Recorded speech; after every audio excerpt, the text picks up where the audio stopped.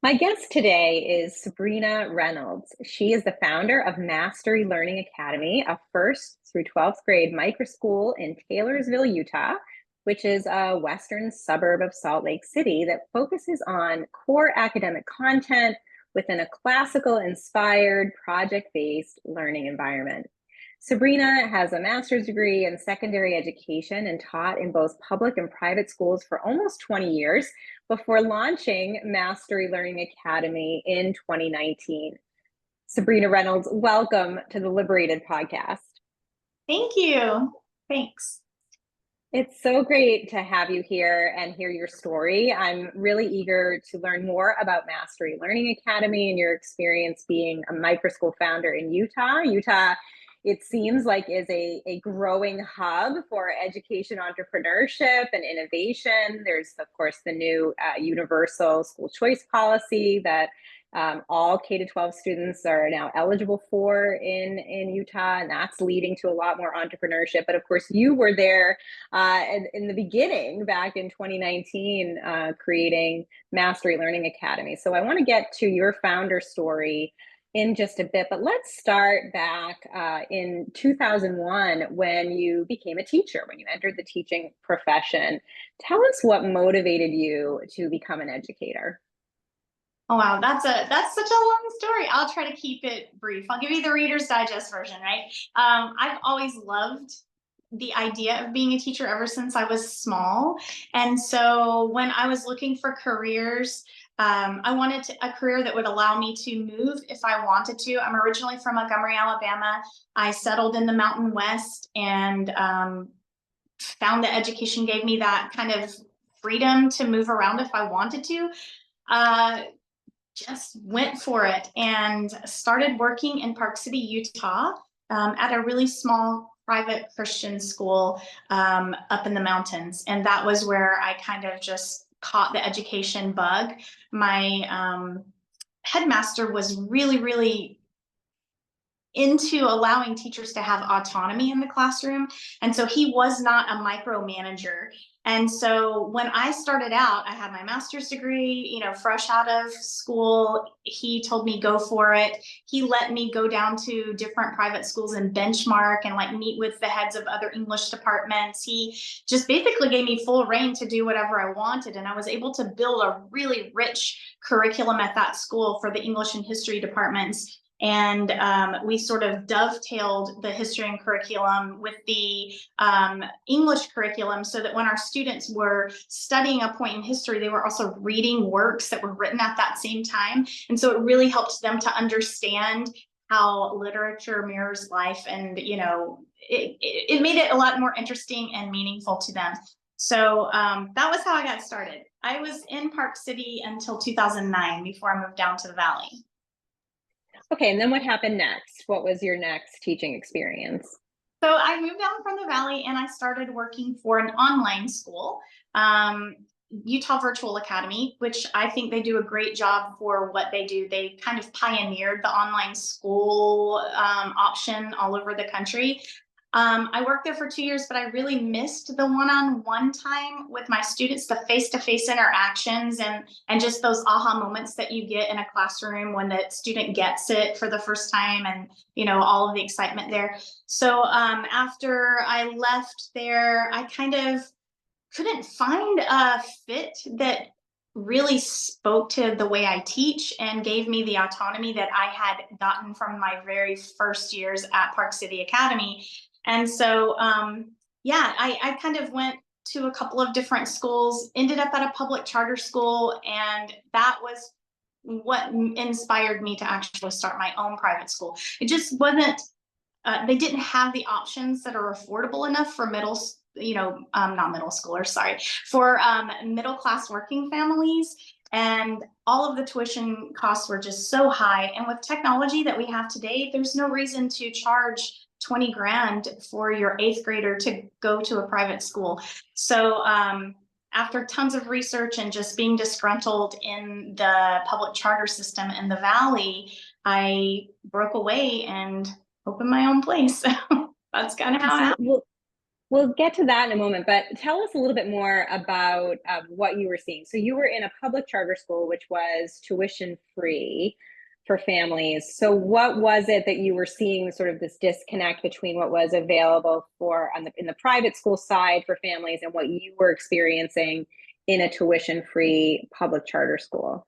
Yeah, so they market very well. I guess they have a lot of state funds that they can use for things like that. And so when I came on board, I was very drawn to their marketing of being a writing school.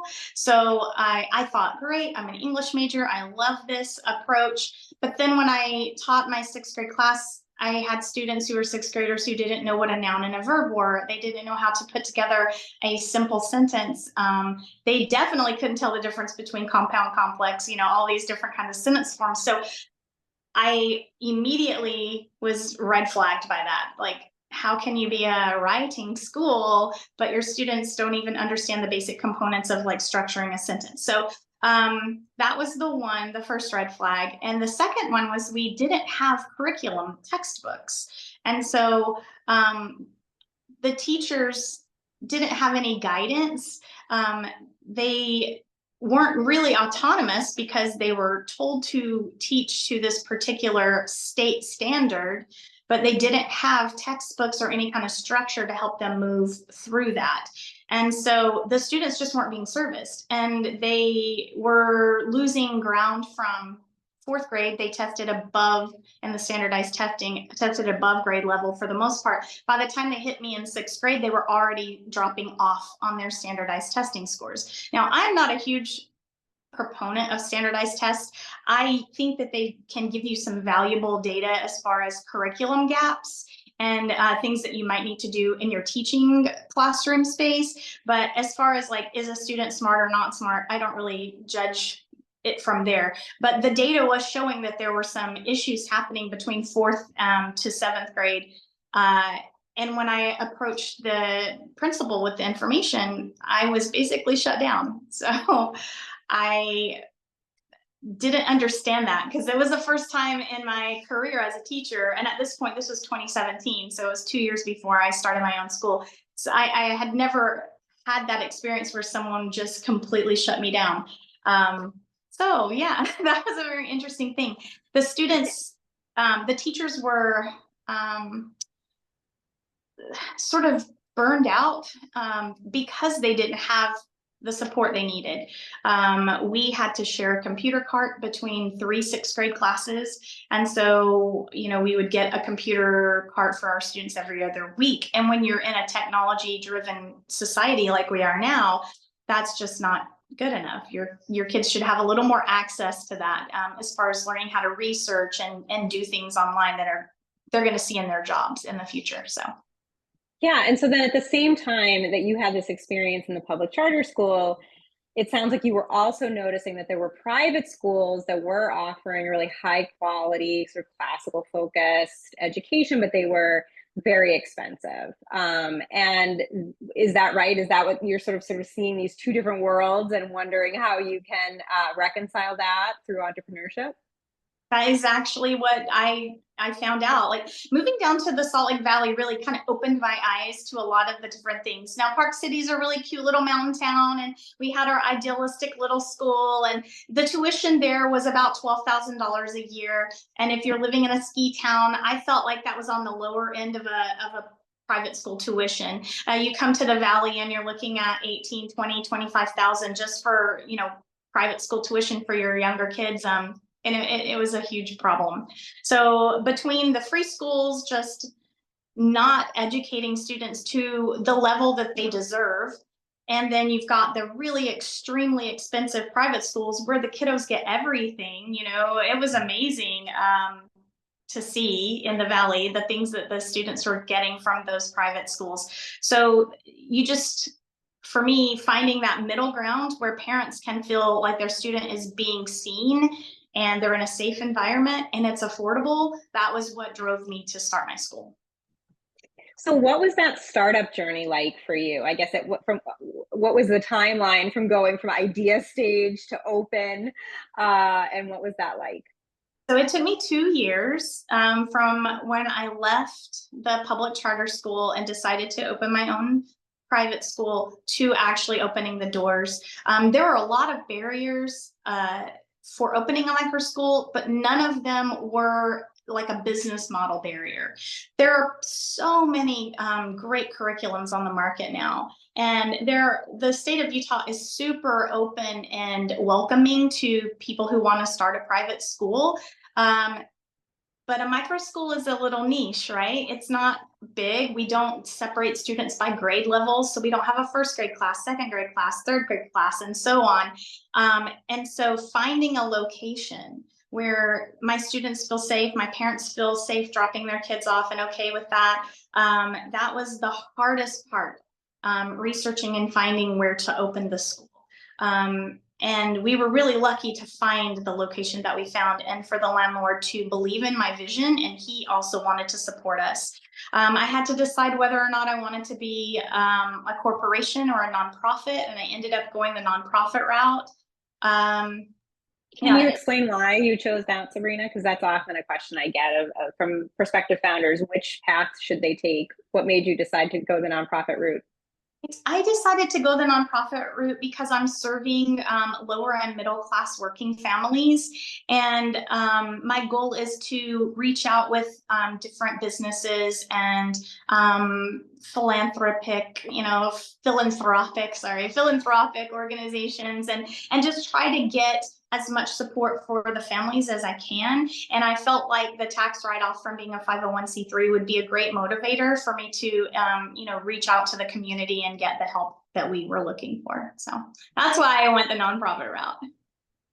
So you opened in 2019. I know you said you have 30 students now. What was opening like? How did you get the word out, find families?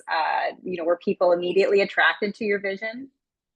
So interestingly enough, I walked around neighborhoods with flyers. I canvassed door to door, just in the neighborhood where our school is. I made tons of phone calls to churches, church organizations, children's groups where they do, summer camps and things like that. But COVID-19 was what put us over the top because we only had 6 students when we opened. And so when COVID-19 hit in 2020, parents were desperate when all the schools shut down.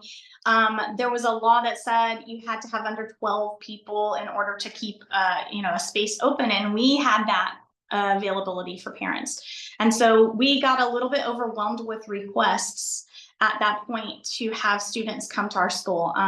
But we didn't grow until after. So we had 6 students the first year, we increased to 12, and then the next year we had 16, and the next year we had 32. So we've kind of grown just really quickly.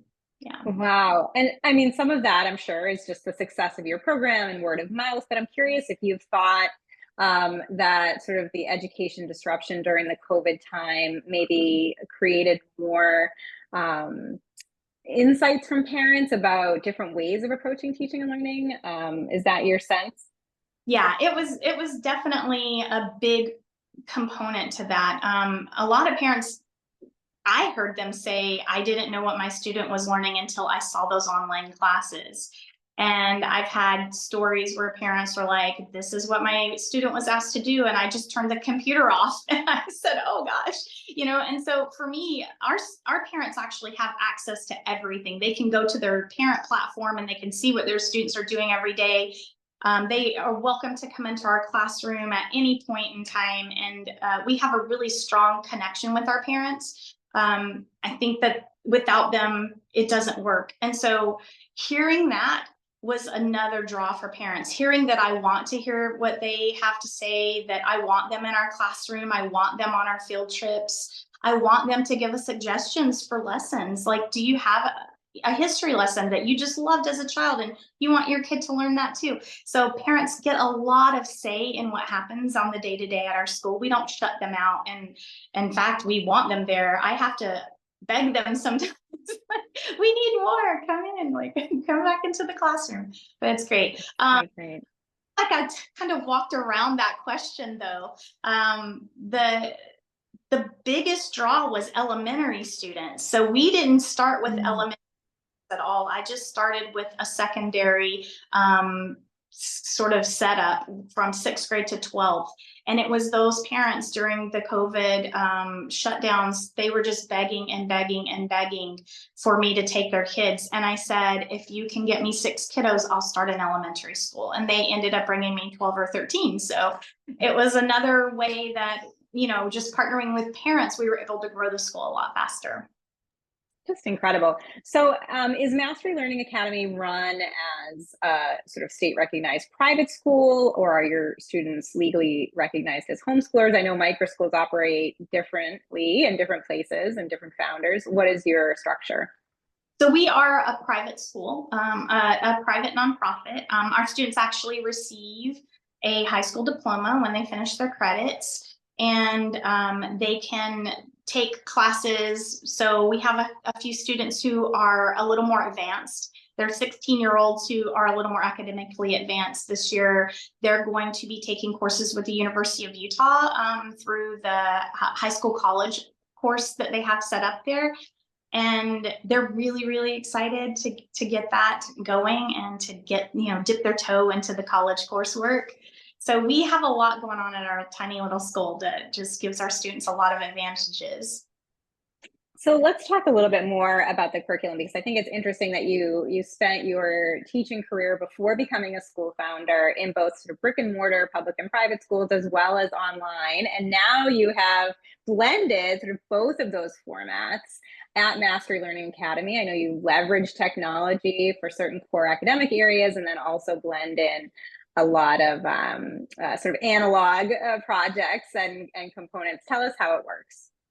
So in order to individualize, which is our main goal, I don't know if you've heard stories from parents about their students who feel dumb because they have learning gaps, and the way that the school is structured traditionally, if you don't get it, you get an F and they move on. No one ever takes the time to go back and teach you that topic or subject or math concept or whatever it is.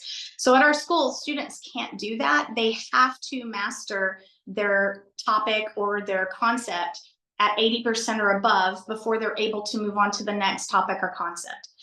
So in math, there's not the same learning gaps that you would see in a traditional school because our students continue to work on, let's just say, fractions. They keep working on fractions until they pass that 80% mastery test, and then they can move on to the next step in fraction work. So if they were struggling with multiplication, they're definitely not going to do division very well. So our program doesn't allow them to move forward. It actually does automated scaffolding. So it'll back them up and reteach skills automatically. The teachers have full sort of the visibility of what's going on. So we'll get reports from the platform, and then we can step in and help our students who may be struggling with a concept. It does the same thing for us for our language arts. The grammar and the reading comprehension is also structured the same way on that mastery program.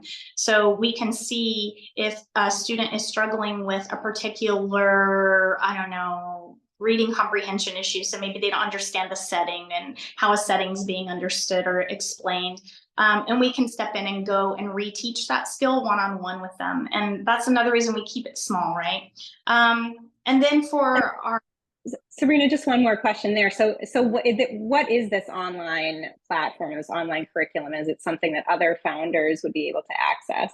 Absolutely. It's called ScoopPad. And it got purchased by Learning Explorer, which is a pretty big online education curriculum company. So yeah, ScoopPad, and they have a really affordable rate. You can have up to 200 students on a platform, and it's $3,500 for the school year. And they do spelling work, they do grammar work, reading comprehension, all the math levels. And it is structured to the state curriculums. So I know a lot of people are like, oh, you teach Common Core. Well, it's not that we teach Common Core, but it's just kind of intrinsic in all of the curriculum that are out there now. So we always teach our students 2 ways to do things. But it is a really great curriculum platform just for people who maybe are looking for something affordable that gives them the ability to track what their students are doing, all the way down to like the individual problems that students are answering in math or language arts. So you can see the thought process and which problem they got wrong, what answer they chose, and then you can talk to them about, well, why did you choose this answer and not this one?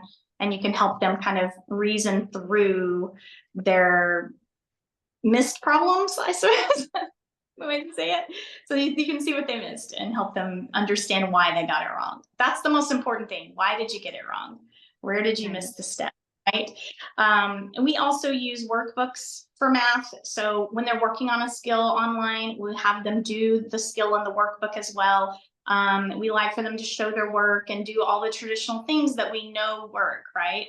And then in the afternoons, we do a lot more hands-on stuff. They do biography projects, they do state projects, they do lots of science projects and different kind of STEM activities. We get them up and moving a lot. They have more recess than a traditional school. We have recess breaks throughout the day, and they get an hour for lunch and recess in the middle of the day.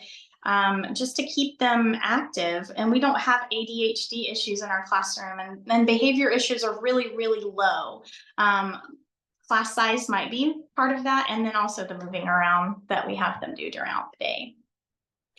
Yeah, and entrepreneurship is also a big part of your school's focus, as is sort of a classical inspired learning environment. I wonder if you can talk about that. Yeah, we really, so I have to backtrack a little bit, because the way that college has been structured now, a lot of the degree paths that students get placed on or students are attracted to, they don't really get out of college and have a career from that. So the degree path isn't leading to a career path. And what it does lead to is debt. And so I want my students to understand you don't have to go to college to be successful and to make a great life for yourself. And I really, really push very hard for them to consider, if you're going to take college courses, you need to be in a career path driven, course line. So we talk about that very, very, very often in my school. They have to complete a business project to graduate. So their business project, they have to do market research. They have to come up with a concept. They have to find out how much money it'll take to launch their business. They have to create a logo. They have to, it's just a huge, huge endeavor. It's kind of what I went through when I was trying to open my school. So my students have to do the same thing. And we've actually had one student who did his business project, and he actually went and did the business. So he kind of made it happen. And I'm so proud of him, because I was like, this is really great concept that you have. And he piggybacked off of his dad's business, because his dad's an entrepreneur, but it was still his own idea. And he made it happen when he graduated. So that's very, very important. And we believe in having my students understand history in order to be successful in life. And so as far as a lot of the classical focus that we use is just a deep dive into historic events, the good and bad and the ugly, right? They have to know it all. And we read classic novels, and then we discuss how those classic novels relate to you today. We talk about when they were written, how they were important back then, and then how can we relate this today. So a lot of the stuff that we do with our older students is a lot more deep critical thinking and deep diving into the how and the why of things, and not just the who, what, and when, and where, right? You got to know all the other parts too. So great. And I know you said that accessibility and affordability are key priorities for you. That was why you wanted to create this school to begin with. Tell us a little bit about your tuition structure, and also how the new Utah Education Scholarship Program fits into that. Yeah. So basically, when I was structuring my tuition, I thought only about how many students do I need to pay my rent, right? And what tuition will be affordable, but still allow me to pay my rent. So that's kind of where I landed on that. As we've grown, though, and added teachers and things like that, we try to look at the value that parents have And we want to keep our tuition under $5,000 forever. So right now our tuition is $3,800 for the school year. We allow parents to pay that off in up to 10 payments over the year. So we don't penalize them if they break it up into 10 payments. It's still the same price as someone who pays up front. We don't believe that you need to pay a fee because you need to break it up into payments.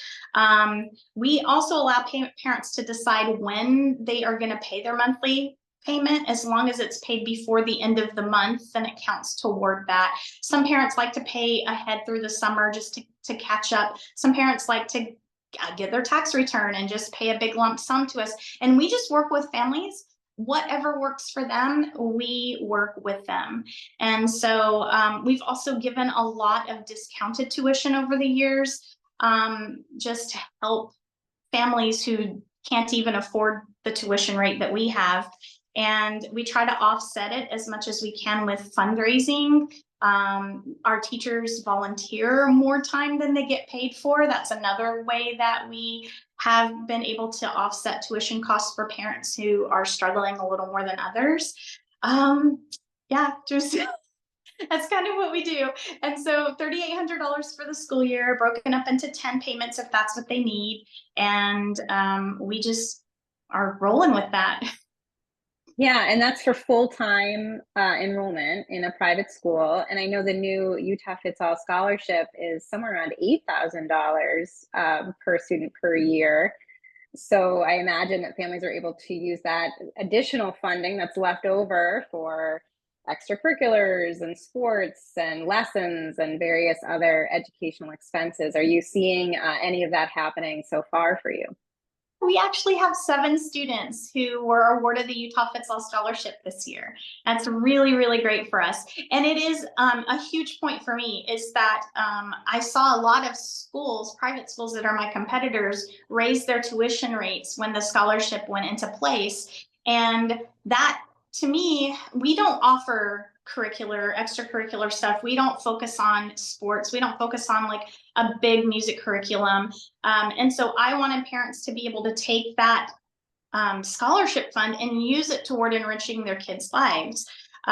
So we have on purpose kept our prices where they are. We're not trying to game the system or anything like that. And there have been so many parents who have thanked me for that because their kid needs speech therapy and we don't offer that. We don't have the structure for it.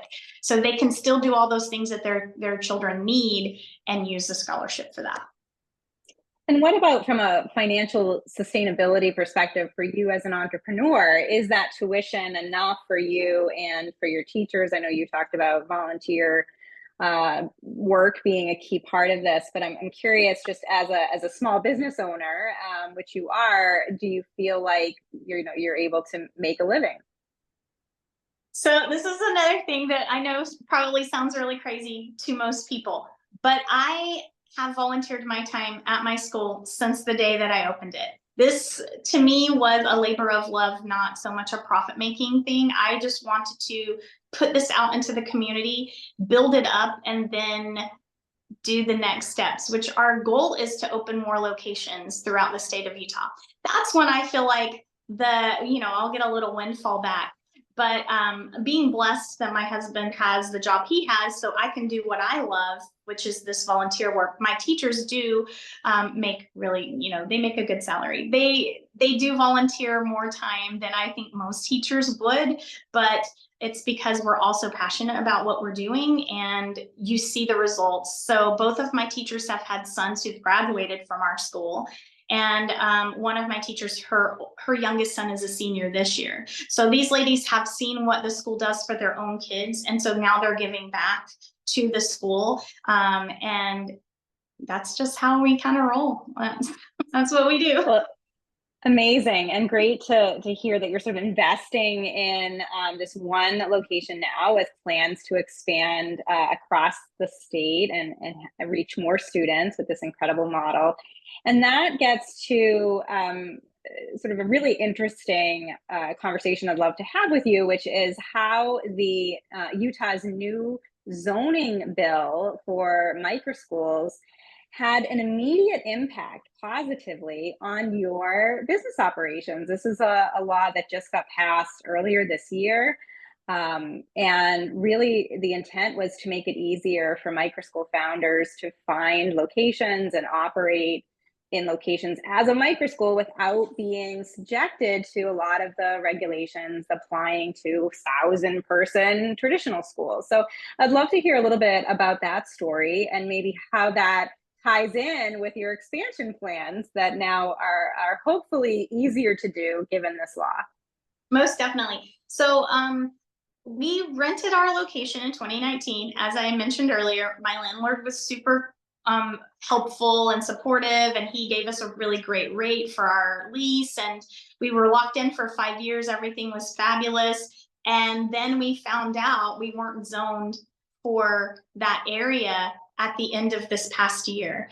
And we got a cease and desist letter from the city of Taylorsville that would have closed our school down 2 weeks before the end of the school year and left parents with nowhere to send their children. So we received the cease and desist letter on May 2nd, and on May 1st, the SB 13 law was signed by the governor into law. So I called the city and said, hey, there's this new law that says my school can exist here. It can be pretty much anywhere. And they had no idea. They didn't even know that the law had been passed.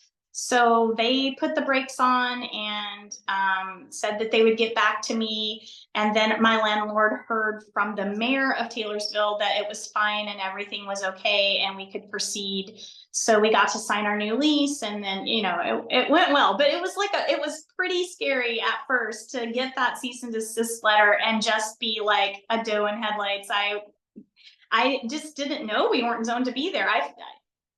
It was a really crazy situation.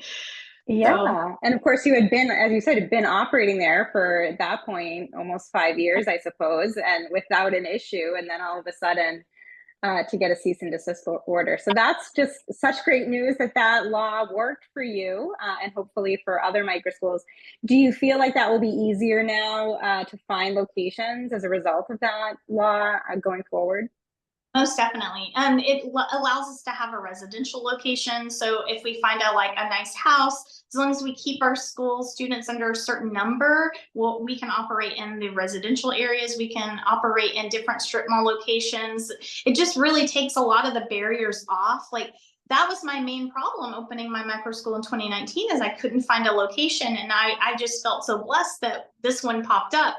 But lo and behold, like, it wasn't even we weren't supposed to be there either. But yeah, it's gonna really make this so much better. And our board of directors is working on our expansion plans, and we're looking for, like, hopefully to open our next location next school year. Not the 24-25 school year, but 25-26, we're hoping to have another location. And then we would like to do a new location every year or two. So that's our growth goal. So we hope we can make that happen. Wow. So let's say 5 years from now, you're several schools in. Is your goal to be kind of spread out throughout Utah? Are you looking at certain geographic areas? What's on deck?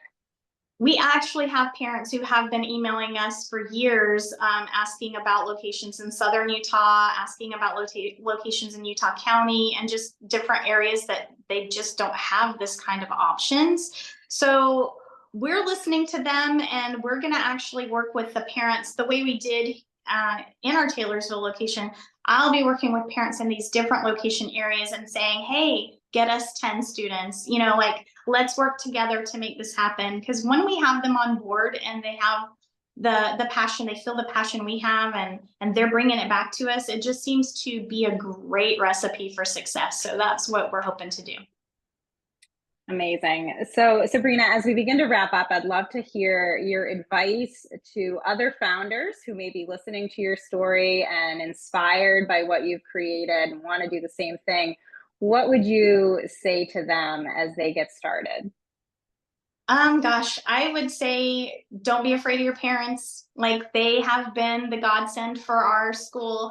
I would say reach out to all of your community. Like, all of the businesses that are near my school support us and we support them. So make sure that you go out and meet those business owners. Don't be afraid to say hi, and don't be afraid to ask for what you need. That was one of the things that held me back my first 2 years, is I was so afraid to ask someone for a donation or to ask, someone for something that we needed. And I found that it's just better to ask, because there's so many people out there who want to help. They just don't know you're there. So if you don't go and take that leap of faith, then you're definitely closing doors for yourself. I love that. I especially love the building relationships with other businesses in your area, recognizing that you're all, providing goods and services that people in your community want and value, and positioning yourself as part of that larger kind of business community, I think is such a great tip for prospective and current founders. So Sabrina, if my listeners and viewers want to find out more about Mastery Learning Academy, follow your expansion progress, connect with you, what is the best way for them to do that? Oh my gosh. Well, our website is masterylearningacademy.org. We are also on Instagram at, I believe it's Mastery Learning Academy SLC. I think that's what, I didn't put that together. So one of my parents made that. And we have a Facebook page also, Mastery Learning Academy on Facebook. So we're there. Well, it has been such a delight to talk with you, Sabrina. Best wishes for the new school year ahead. And thank you so much for being on the LiberatED podcast. Thank you so much. I appreciate you.